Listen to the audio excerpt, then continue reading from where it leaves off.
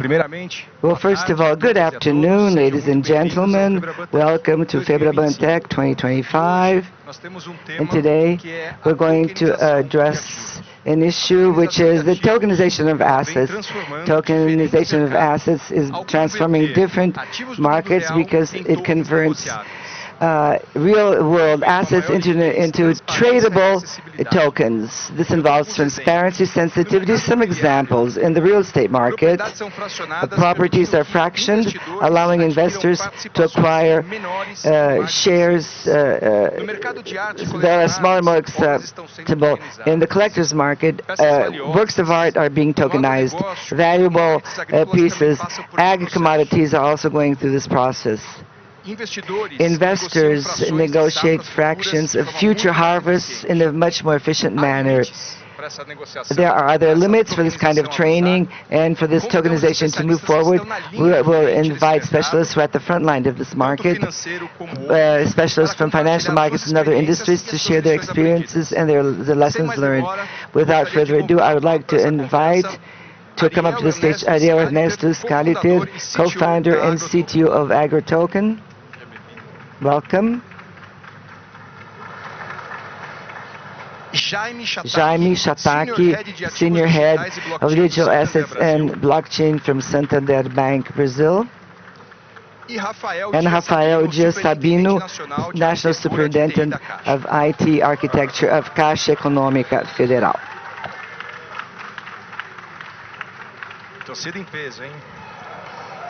Okay, so prior to beginning, I would like to apologize because we had one more guest, Daniela Barbosa, who missed her flight and is unable to be here with us. So only your panel will be comprised of only these 4 panel members. So thank you for being here. I would like to start by throwing a question at the 3 of you, which is on the opportunities for tokenization. In your point of view, which is the main value that is delivered to the market for markets that are adopting tokenization? Jaime, you go first. How do digital assets impact the bank market? This is, your question is very interesting because in previous editions I was here talking about the fact that we had to dirty our hands to be able to test this in reality and learn from this kind of exercise. And I'm very pleased to share with you the fact that at Santander in the last 2 years we did a lot of testing in this respect, and I could also comment a recent case that was in the press of tokenization and blockchain applied to the consortium market. Those of you who do not know what this market is, but this moved approximately 380 billion Brazilian reais and impacted 11 million people, and we did decide to develop a solution in this respect in partnership with Nokia, which enables the consortium client to take on a contract with 36 months, and at the end, during the journey, he wants to sell this market. There's no structured market to do so, and so we decided to develop this solution in participation with Nokia to leverage the blockchain technology and the tokenization process. And in a very realistic manner, I can say that we were able to prove the value of 3 elements specifically. First, the transparency, because both Santander as well as Nuclear have access to information to one single source without having to worry about reconciliation of the same information in the database. There is a second value, which is mutability. In other words, the registration is there, and neither Nuclear nor Santander, and no investor would be able to change the data that is there.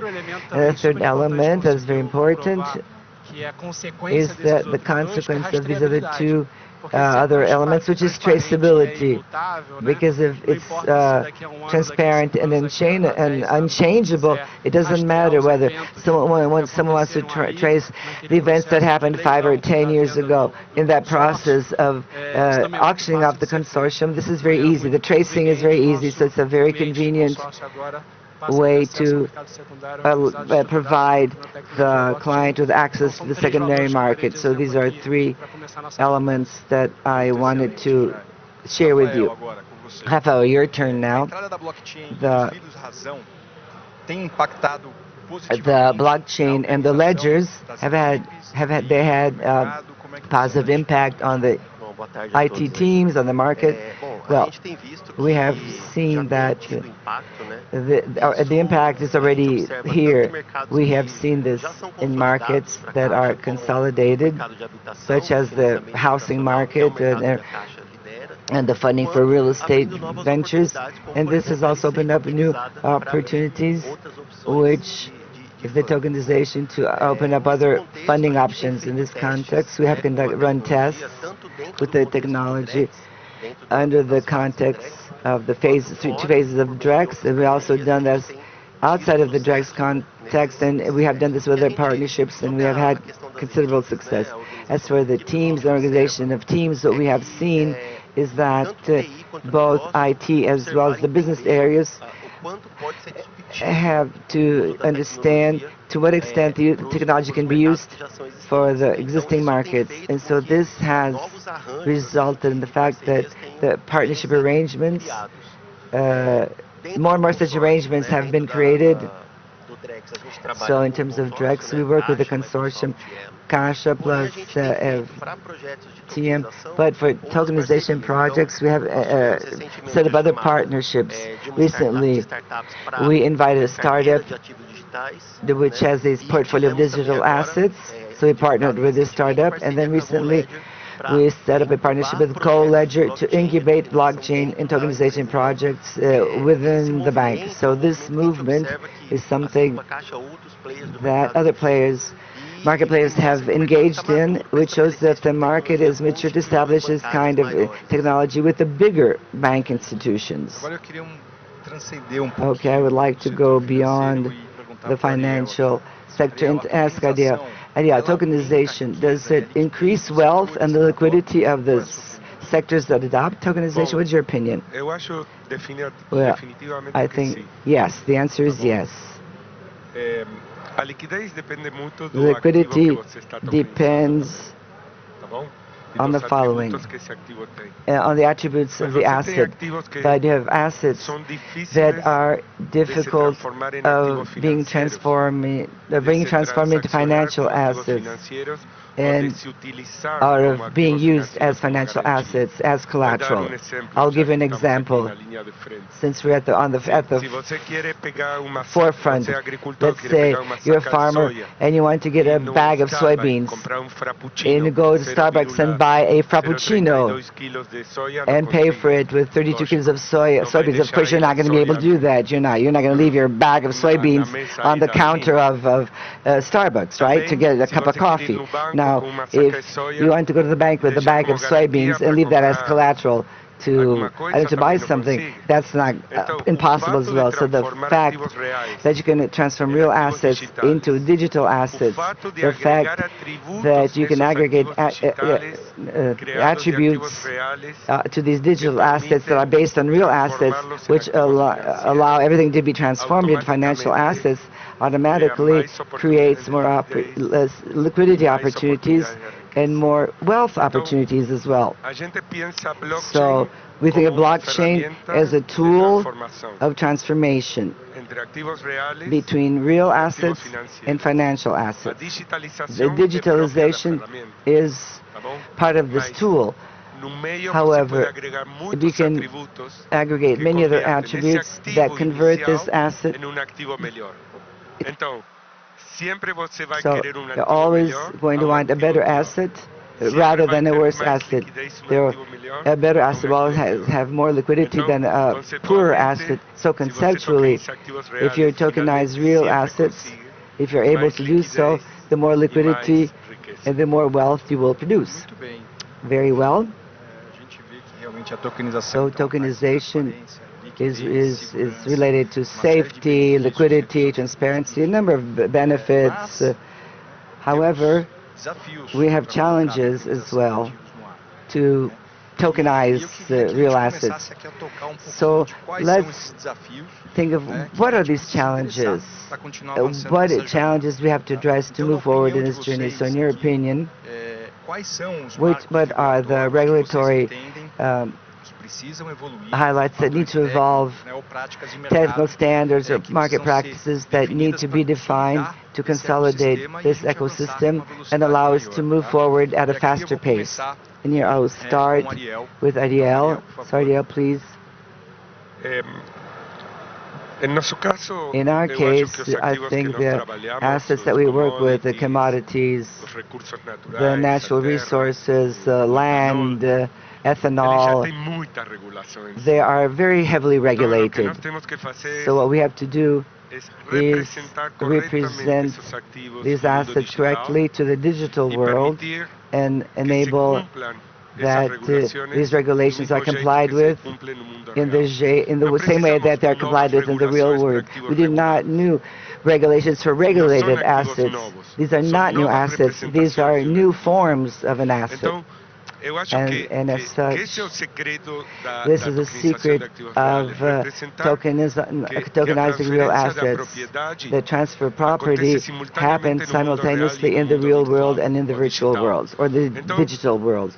And so for this to happen, the rules of the real world have to be complied with. So in the case of real assets such as commodities, we have to represent the asset correctly and use the existing rules. And therefore, if you want to create new financial instruments that do not exist yet, so this is another discussion, but I think the first thing we have to do is to know that there are assets that are already regulated, that can be tokenized already without the need to change anything. They just have to represent the property correctly and this transfer of property from one to the other in both worlds, real and digital world. Jaime? I think in relation to the regulatory aspects,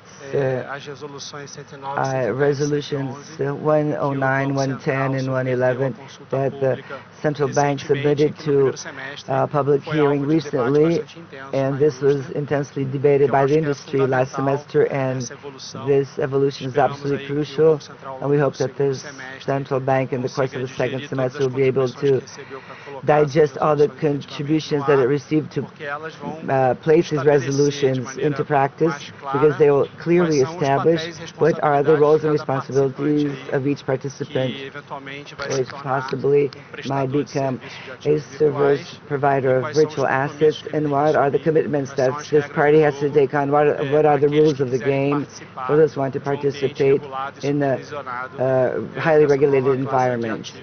And that relates to this new class of assets. So this is an opportunity that will speed up the development of the sector. The second element is the tokenized Brazilian real. I really believe that having the official currency issued by the central bank, represented through a token, might be used as a settlement currency for blockchain transactions, and this can speed up things, the pace differently as regards blockchain projects, and also provide a different scale. Using official currency, various use cases will be encouraged. And I do not imagine a scenario in which this will be the only way of settlement, but I think there are various means of settlement which will coexist. There are various of these in place, but the real as official currency to be the alternative of a currency to settle blockchain transactions really will be a driver, a very important driver for the market. I agree. But knowing that Drex will not born tomorrow, and just putting some excitement to this conversation, Rafael, still without Drex, do you see opportunities? Are there challenges that we can overcome even before Drex becomes operational?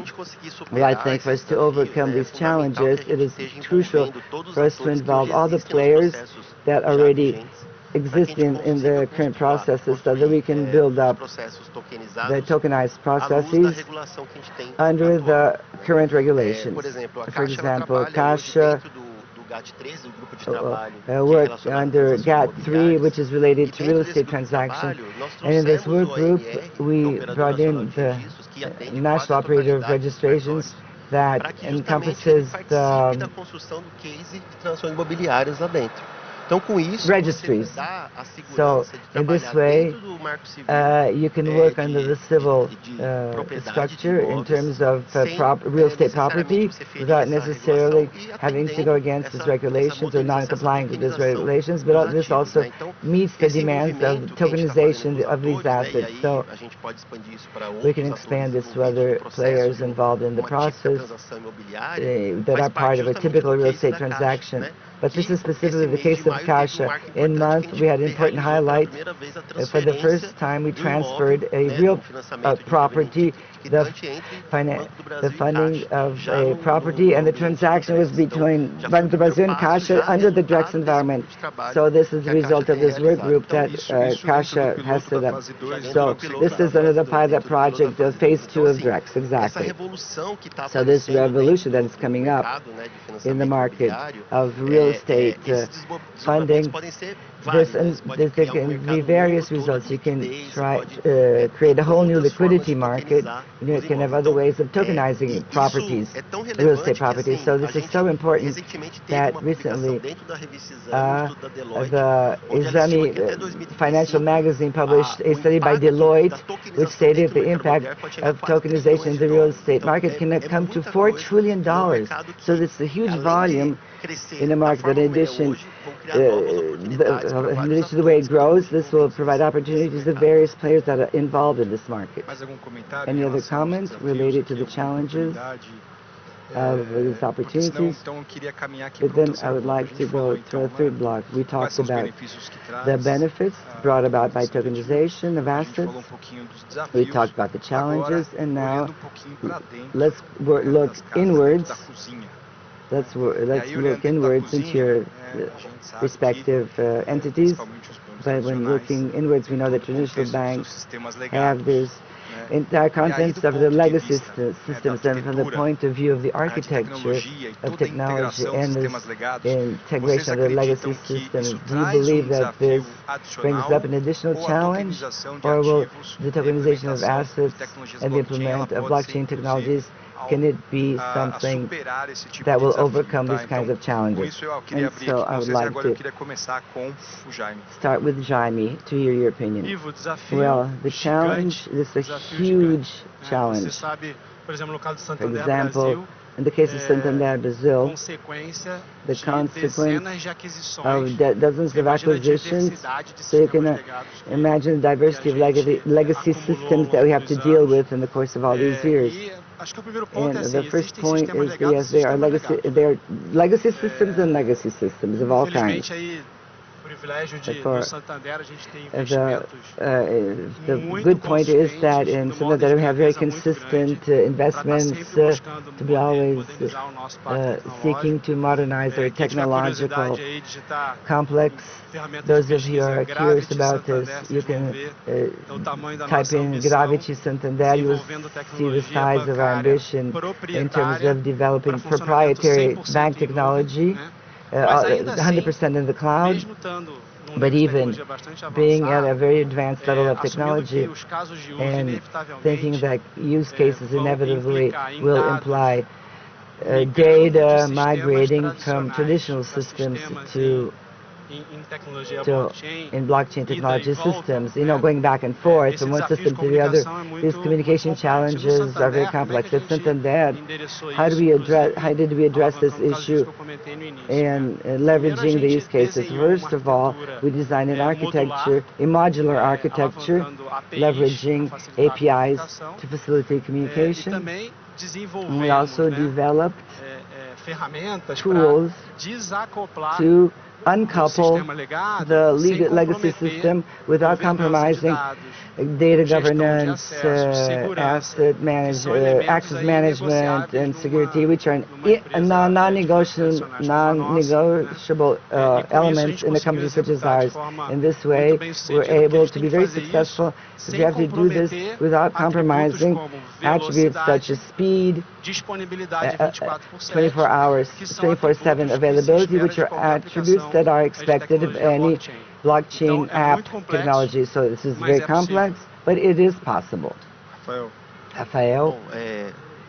Well, I think the challenges that Caixa faces as a government bank are similar to the ones faced by Santander and other private sector banks. But we did not have the flexibility of looking for market professionals with the expertise in the area to be able to act with these projects. As for architecture and technology, this integration of legacy systems, what we try to do is adapt facilitators.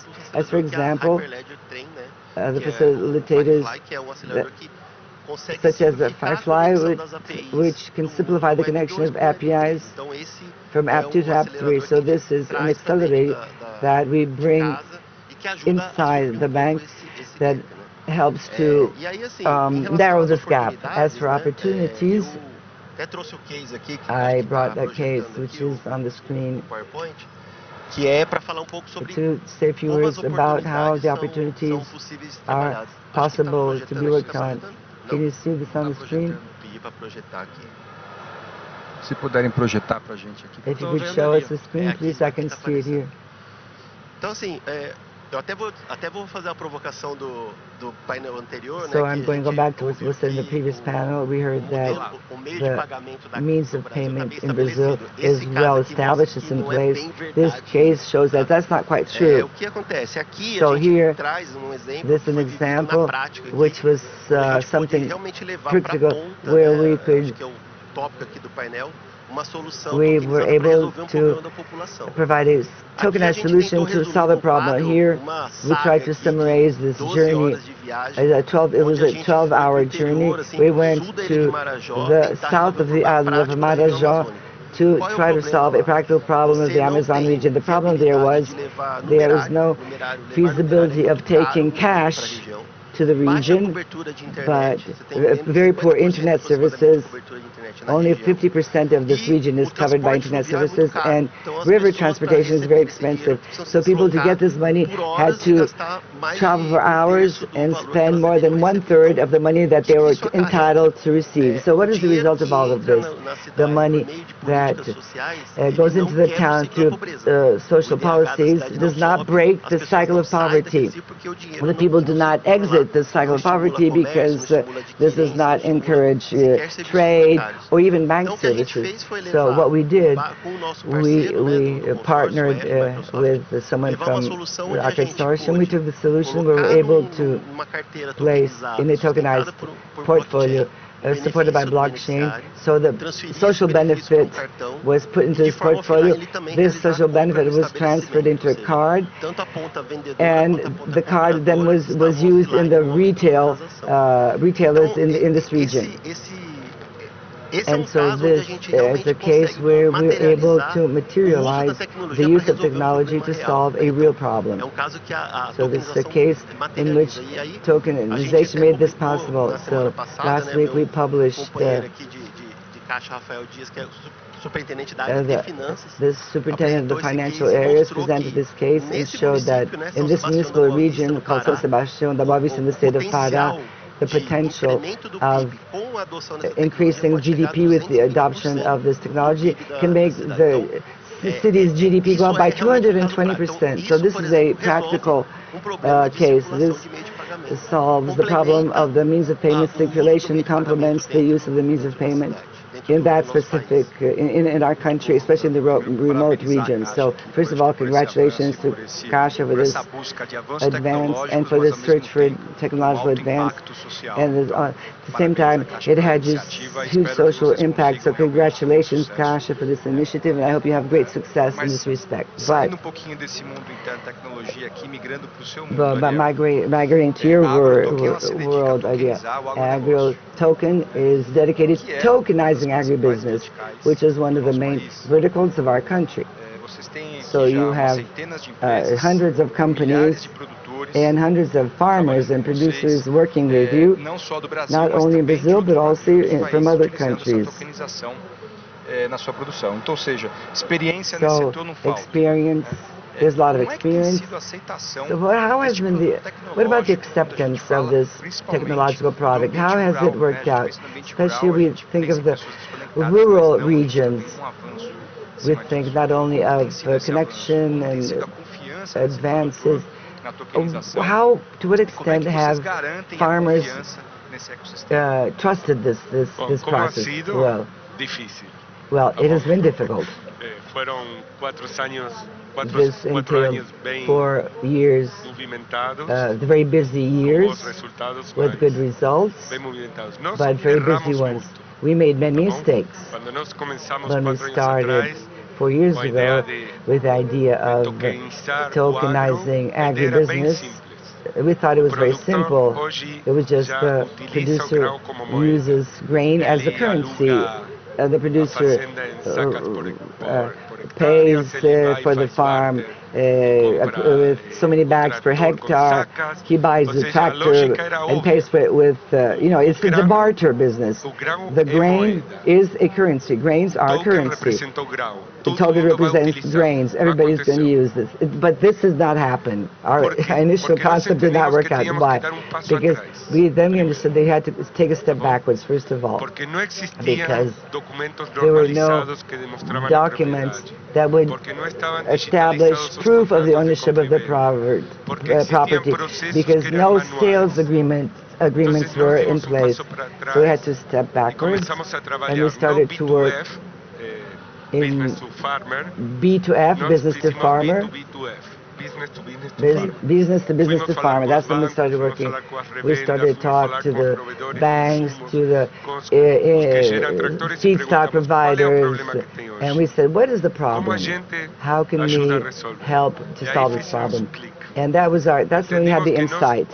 We understood we had to start moving even further back, because grains as a currency is something that's already in place. So let's start tokenizing collateral. Let's start tokenizing. Let's start bartering. Let's start doing the same things that farmers do, but do it better. Because at the end of the day, the producer needs credit. Everything that facilitates credit for the farmer is fine, is good. And so we developed a methodology. We extended this methodology to energy, to land. So, and we started offering to other sectors as well, not only agribusiness, but last year, just to give you an idea of the volume, we tokenized more than $500 million, or 3 billion Brazilian reais in daily operations, which is nothing. It's 40% of the GDP is agribusiness. So what we did is just a drop in the bucket. But it was a great experience in Argentina. Just to give you a different example, we won a contract with YPR, which is the Argentine Petrobras, create a secondary market in the kilowatts hour of sustainable energy, so that you are a small company could purchase the energy and resell the energy that is not used to offset energy with the distributor. So to create new opportunities, because the guy that has a small company, 80% of what this guy spends is on wages and energy. But you cannot save on energy today. So how do you solve the problem for the guy to save on energy so that they can sell it? So what I think is incredible in tokenization, and in all these 10 years I've been on the market, is that you solve problems, simple problems.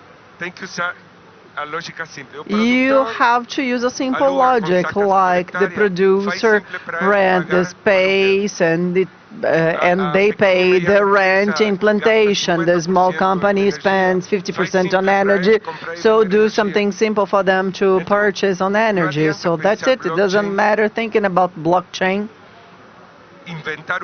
and creating a problem to solve. Let's try to solve the existing problems and see where to use blockchain for these problems.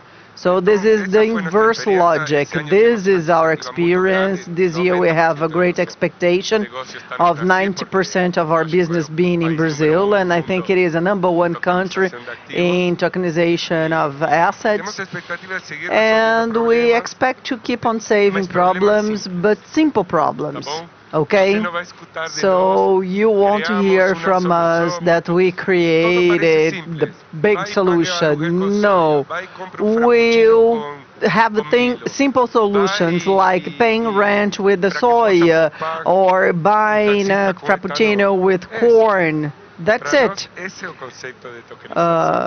The freight is paid with ethanol. So this is the concept of tokenization. So from the technical point of view, I believe here we have many options. We also participated on DREX with a Visa and XP. And let me talk about a simple case, a producer who wants to give soy as a collateral for credit. So that's it. Well, guys, now this is the part we make more thrilling this debate. We have one last guest here, so we'll bring the context to tease you to comply with our agenda without our fourth guest. So I would like to make use of this idea that you brought, because you brought some things that I believe are, in my personal understanding, one of the main gains of tokenization as well. That is the fact of making the offer to reach demand in a spread way. So you make this match between offer and demand, because with this technology you find the needs of flexible sizes with the fractionality that you have of tokenization or asset. Quando a gente olha when we look at it, at what is about to come, and you mentioned DREX, and you brought here a little bit of how DREX can help in this context. And I also teased so that you, Rafael, bring a little thing of what we can progress even without DREX. But when we talk about this market, mainly on the financial sector, to make use of asset tokenization, to bring systems that are outside here today, and Rafael mentioned quite well the point of the real estate offices. What are the partnerships that we need to establish along with the financial sector to speed up this process? Because the offices are one point, and here we see many times this dynamic of being good or bad for them. So I think you can use all this service with the blockchain technology. So I'd like to think about the partnerships we can make to bring new tokenization services and which sectors and what are the benefits these sectors bring. And to me, it's quite clear with this example that Ariel brought about the producer. So I would like to start with you, Rafael. Well, this case that we mentioned regarding the notary offices, well, not necessarily they won't work in the process, but the most important point is that to the end user, to the client, there will be no harm anymore, because they don't need to go there to solve their lives, their problems. The problems will be solved with a smart contract. So when we discussed that in the group, it's quite clear. So this is a concern of NR, because when we brought the notary offices, we brought to this understanding, like, we are not destroying your business, we are integrating it to a technology that will be there.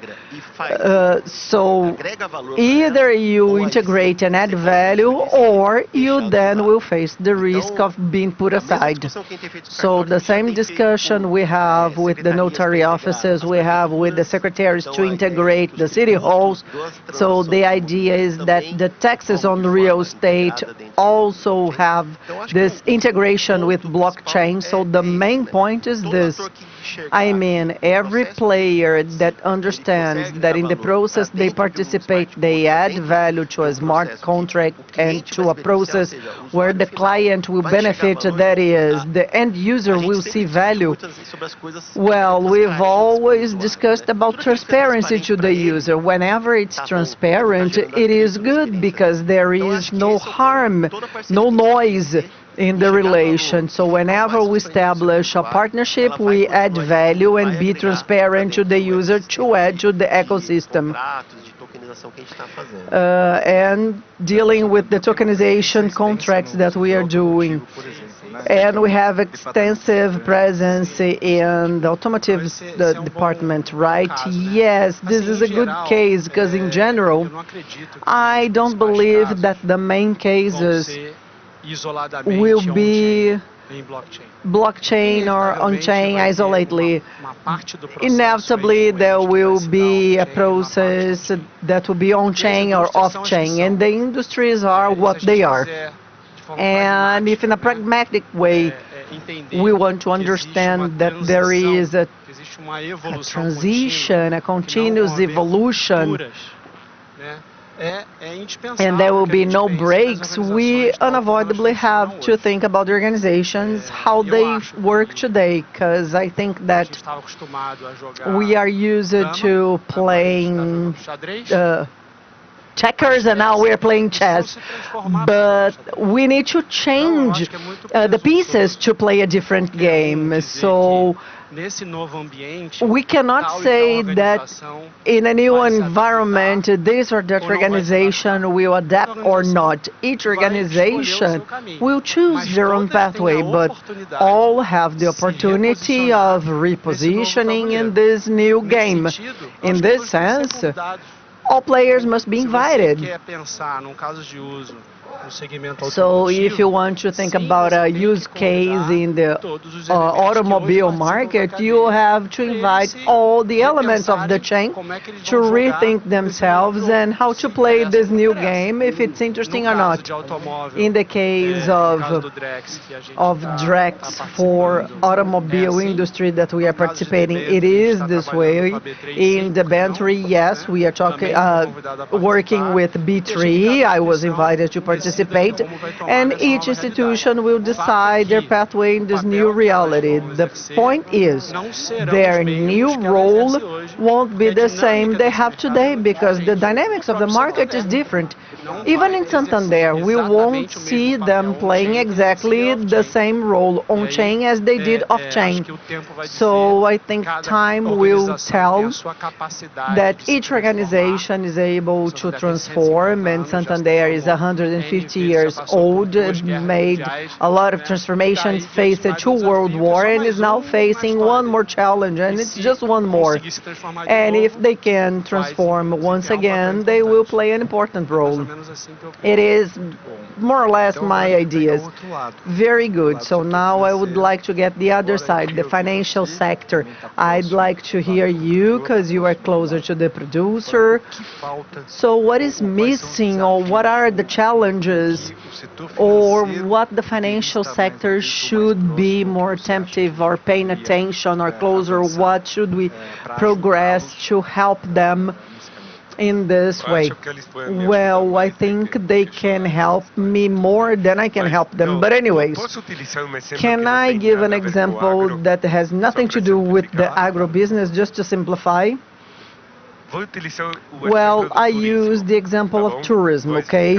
And I'll explain little by little. When internet was there, and I'm already 53, you can see by my hair, and all the air companies, all the tourism stores, all of them would say, oh, we'll lose everything, our business is over, we won't sell tickets anymore, tour guides and so on and on. Everybody was saying that internet would kill the tourism industry. So what happened? The tourism industry multiplied by 10. Internet made this cake to bake much better and 10 times bigger. So we had not only places for the existing ones, but 10 times more businesses, because this technology made possible to deal with the industry that was frozen. Okay? There is a project, TravelX. This is a project that I invest on. And I'm also a blockchain advisor. And this project, we thought of tourism. And I'll get to the agro. And they said, well, all of you in this room at some point took a flight, and if you need to change the tickets, it's a huge problem, and if you want to give the ticket to someone, it's impossible. So one of the biggest markets on the world has no secondary market. You cannot resell your ticket, you cannot give a gift to your daughter, for example, and it's crazy, it's an absurd. I cannot buy a ticket with more than 1 year early because the system doesn't allow. But I know I'll travel in 2 years, for example. I'll take my daughter to Disney in 2 years. So why can't I save 0.1 ticket a month until I pay for the whole ticket? It's not possible because we don't have the tickets as a financial asset. So imagine the thousands of new businesses that the financial entities can make if we change all the real active assets in financial assets, because in the end of the day, the money is already in the bank. In the end of the day, insurance is sold by insurance companies, and in the end of the day, they know how to deal with the risks of the financial assets, but they only work with financial assets.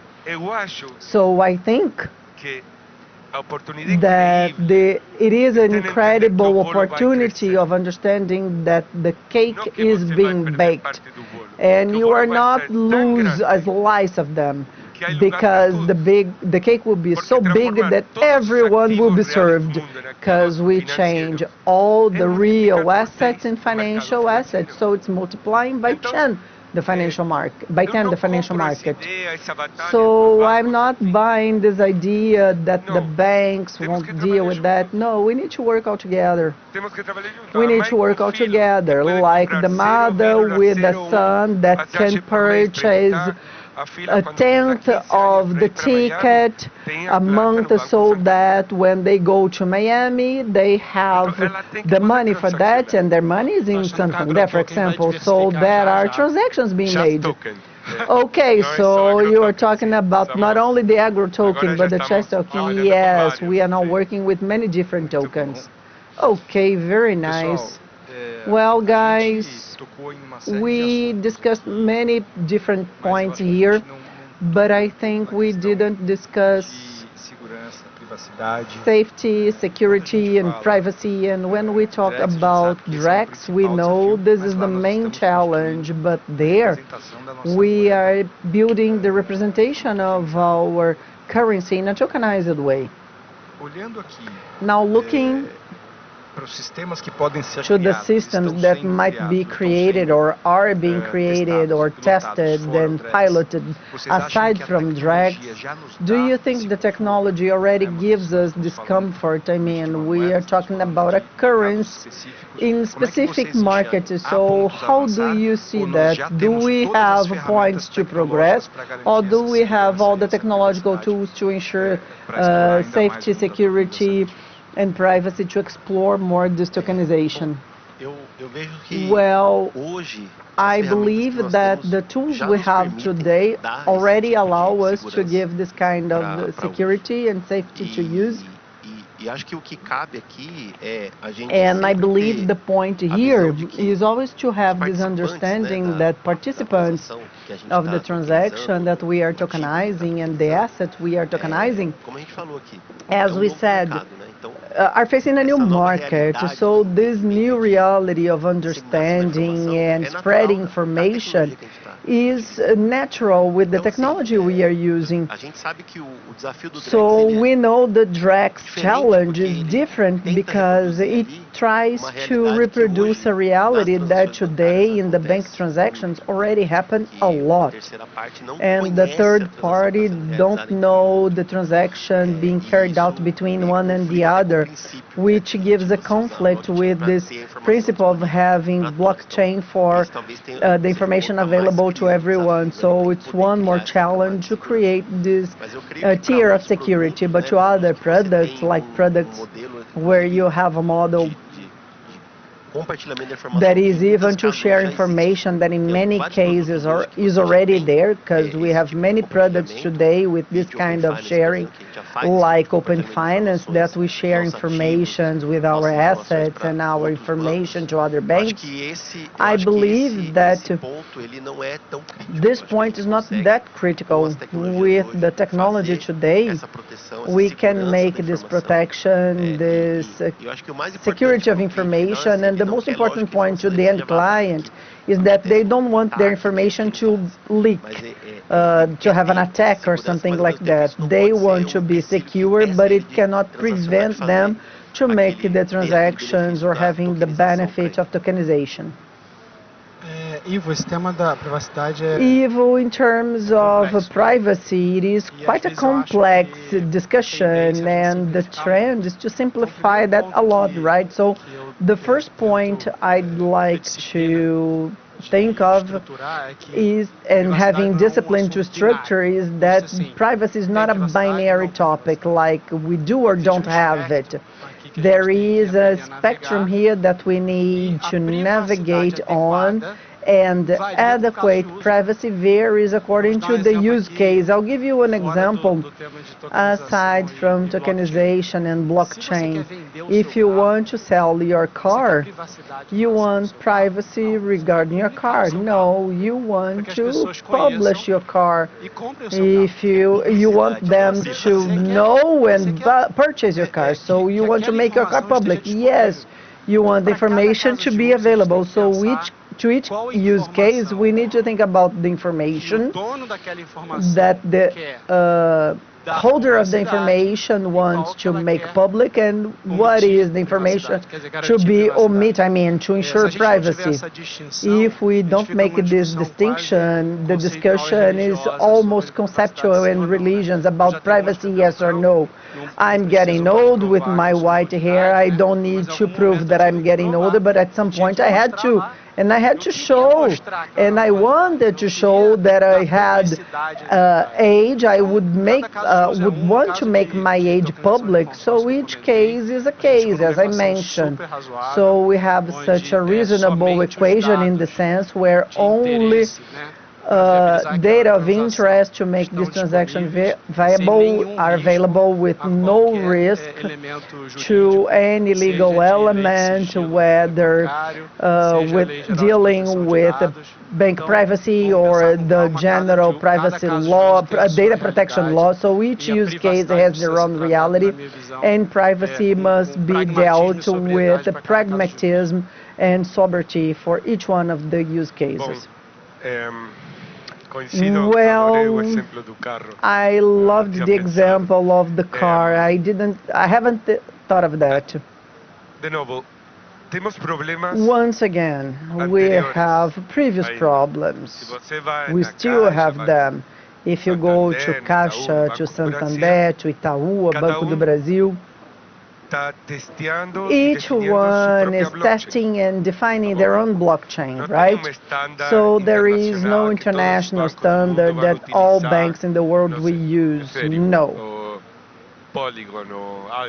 Like a Polygon or something like that. No. Each solution will also depend on the kind of network that will be used. So I think that like anything else in the technology life, the solution is bottom up and not top down. So in the agro industry, the big traders at some point will wake up because they already share information, or will adopt this standard to cars, and they will adopt that as well.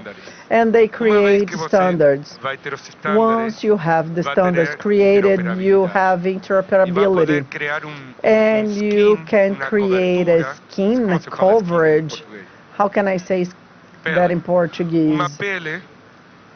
So you create this scheme to identify those assets that will go from one institution to the other without finding out what is within it. But for that, all the institutions interacting have to use a similar technology. Otherwise, you create interoperability among them. So obviously, Itaú doesn't want Santander to know what their clients are doing, but we need to take more time. We have a lot of solutions to develop until we solve the problem. And I'm a more practical person, so to me it is a solution that will come from bottom up. One day you'll be on the automobile industry, and everyone will believe it's normal to work one way, sharing tokens one way. But this is an evolution. If you want to go top down by saying everyone has to use this technology with this security, except the central bank, right? In the case of Drex, it's obvious because this is the regulator institution. But in the real world, there is a big world where we can do many things. I believe it will be a different movement. Very nice, good reflection. I'm happy you have these additional questions. I learned a little bit more. I hope everyone as well could absorb what we see in terms of trends. And it's quite interesting to think and see thoughts. We talk a lot about privacy, and we mention another word that is publicity, that is a way or a pain that can bring the solution by paying and not by love. A while ago we mentioned that drugs ends up being a solution for searching for a problem. So I think here we have a series of vertical examples with pains and clear problems that we can find solutions and standards so that the industry starts working with this kind of connectivity and blockchain networks. Okay, so we are now reaching the end of our panel, and then I would like you to answer this last question by bringing your final considerations as well. So I'd like to talk a little bit more about the promise of liquidity and inclusion, because the fact of fractioning may democratize a series of solutions and products today, but consequently we hope it brings inclusion, financial inclusion. But it also depends on a collective and collaborative movement and technological training and financial education, so that the population in general also brings the benefits of tokenization to themselves. So how do you see this movement? How can we speed up this process of evolution and financial education so that we in fact make the best of this technology? And I'd like to start now with Hamilton. Well, you mentioned the keyword education. Education, education, education.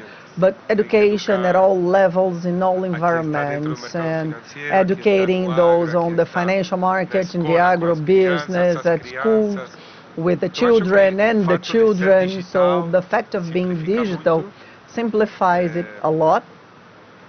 But it doesn't help a lot when we see bad news in the crypto world that have nothing to do with our industry. Well, it has everything to do, but nothing to do with our work. So I think that it explains well the difference between the speculative crypto and the blockchain as a tool, and it will also help people to not to be afraid of interacting with this technology. So this is the point, and solving the problem we'll use, because the ones with the greatest problems are the ones who don't have problems, so it is a fact. I mean, it is our work.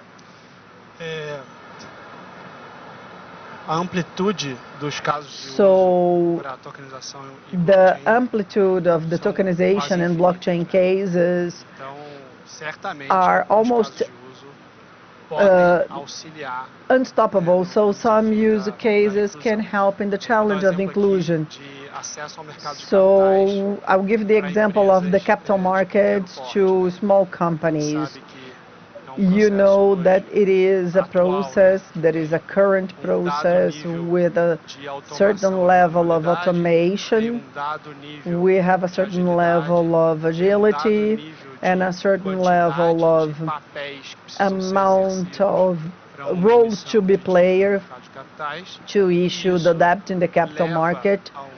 And it all leads to a minimum size of company that is able to have access to the capital market, and tokenization and blockchain can help simplify the process and reducing costs and increasing access. So there is this expectation. It's still to happen, but there is an expectation, and from the logic point of view it seems so, but in terms of inclusion it's quite a big challenge than tokenization. Tokenization and blockchain will never be the main condition, the unforgettable one for things to happen. We talked about education. I would like to mention other factors, because I wouldn't associate directly this with a necessary condition or the one needed for inclusion. Many other factors must happen at the same time. Well, my final words as well. So I would just like to tease you, because in the last 2 or 3 years working with this agenda of digital assets and blockchain with many companies in the traditional market, I feel that people are recurring asking if blockchain and tokenization are in fact necessary to solve a problem or address this or that case. So my suggestion here is to change the mood of this question, and I'll tell you why. Well, if you ask Jaime, that is graduating in engineering, if he needs Excel, he would say, well, with an HP 48G, I would survive quite well. But if you ask him about the added value of Excel, if it's worth it, then he would say, yes, I'm sure, because many calculations I would do in a calculator, I would do more precisely in Excel with the less chances of error. So the question here is if the incremental value in the use of blockchain technology and tokenization versus other technologies is greater than the cost and the incremental complexity it brings. If so, then it's worth experiencing and trying to extract some value from this incremental benefit. Okay, with this comment on the calculator, you don't even need to show your gray hair, because some had to Google to see what it is, and people asking what is 48G or GX, and there was the G+. But anyways, okay, we may have a debate on that, right? Okay, Rafael, the floor is yours. Well, just to add here to what Ariel and Jaime mentioned, the secret, and we observed that in the Amazon, is that whenever tokenized asset addresses some pain of the user, they will see value. As we lived without PIX 5 years ago, but adopting the technology goes through, first of all, the population understanding there were benefits in using that and journeys of simple and safe use. If PIX was a complex journey or with a low security, we wouldn't have the adherence it has. So any case to be brought and worked, they need this pillar, this look of the client, seeing value, simplicity, and security in their journey. So when we talk about simplifying, for example, our journey of real estate purchase, for example, a lot of people don't buy real estate because it's complex, it's difficult. So it's difficult for them to understand this dynamic or avoiding someone to navigate 10 hours in a river to get their own money at a bank. So it changes completely the game. So you can bring financial inclusion and adding value to society and making people be included digitally and seeing that technology is in fact changing their lives. So basically that's it. Whenever you give value to the population, they will see that's real and it's worth investing on it. Perfect. So I leave this debate optimistically and knowing that it's only the beginning. We still have some technical and operational challenges to progress, but also with the perspective that there are pains that the solution can solve, and due to the pain, the technology will keep progressing in our favor. With that, I thank you all on behalf of FEBRABAN, thank Ariel, Jaime, Rafael, and thank everyone present here or virtually watching us, and wishing you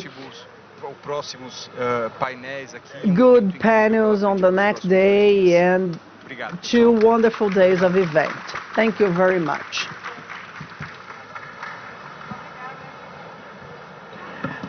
Pessoal, eu gostaria de avisar So I'd like to tell you, to ask you to access every panel you watched with this QR code. Please give the headsets back to the organization of the Congress and be aware because the contact you saw here will be available after authorization. So it will be in our platform, and we finished the first day in the Gray Auditorium. So now we'll have a happy hour with a Frejá show. So have fun. See you tomorrow.